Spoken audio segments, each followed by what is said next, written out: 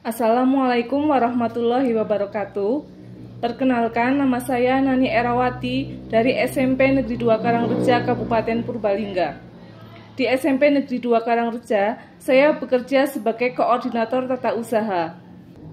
Pada kesempatan kali ini, dalam rangka mengikuti apresiasi guru dan tenaga kependidikan, kategori peserta guru dan tenaga kependidikan transformatif, saya akan memaparkan tentang kinerja yang adil dan berkelanjutan melalui perancangan rincian pembagian tugas yang proporsional. Dalam hal ini, saya fokuskan untuk pembagian tugas penjaga sekolah di SMP Negeri 2 Karangreja.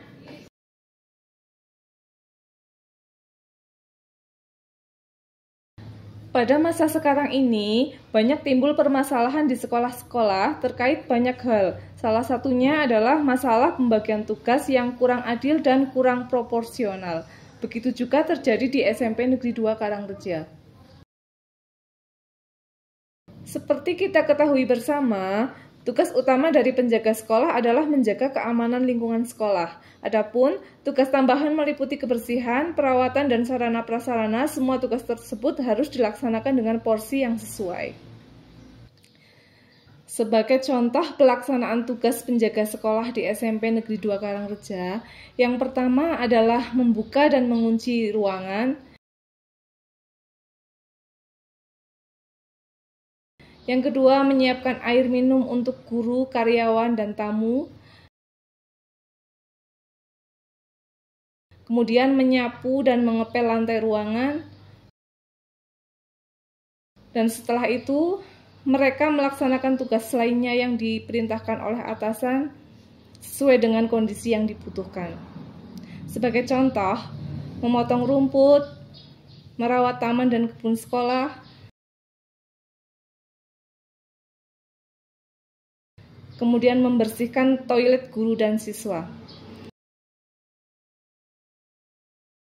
Selain itu, mereka juga harus merawat dan memperbaiki sarana prasarana sekolah. Contohnya, memperbaiki atap yang bocor, memperbaiki saluran air, memperbaiki pintu dan jendela yang rusak.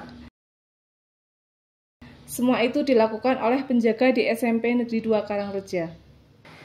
Dengan berbagai macam tugas dan pekerjaan yang harus dilaksanakan, SMP 2 Karangreja hanya memiliki penjaga sekolah sebanyak 3 orang personil.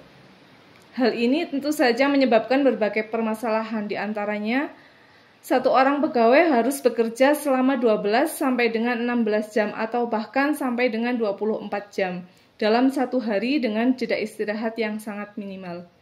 Selain itu, pelaksanaan tugas utama menjadi kurang fokus karena melaksanakan tugas lainnya yang harus dilaksanakan dan tidak kalah penting.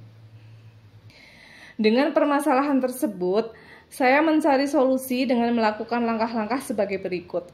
Yang pertama, saya berkoordinasi dengan kepala sekolah untuk mengajukan revisi rincian pembagian tugas dan standarisasi tugas penjaga sekolah.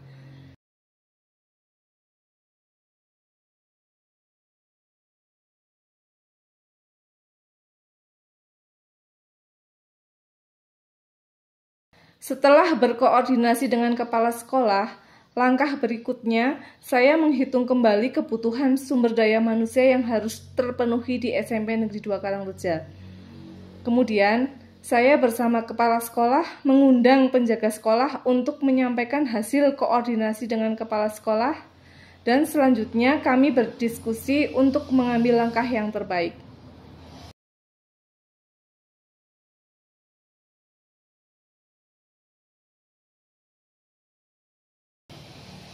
Dari hasil diskusi tersebut, kami menemukan solusi untuk menambah jumlah pegawai di SMP Negeri 2 Karangreja.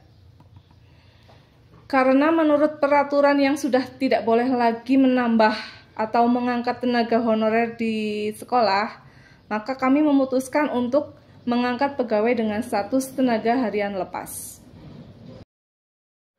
Dan untuk langkah selanjutnya adalah mengadakan pemantauan terintegrasi dengan menghubungkan CCTV sekolah ke panel kontrol yang dipegang oleh penjaga. Hal ini memungkinkan pemantauan area secara real-time dan deteksi dini masalah. Solusi yang terakhir yaitu monitoring infrastruktur, yaitu dengan menugaskan penjaga untuk secara rutin memeriksa kondisi fisik sekolah, kemudian melaporkan kebutuhan perbaikan apabila terjadi kerusakan. Demikian yang dapat saya sampaikan terkait permasalahan yang terjadi di SMP Negeri 2 Karangreja, khususnya tentang permasalahan beban kerja penjaga sekolah. Apabila terdapat kekurangan dan kesalahan pada apa yang telah saya sampaikan, saya mohon maaf. Akhir kata, Assalamualaikum warahmatullahi wabarakatuh.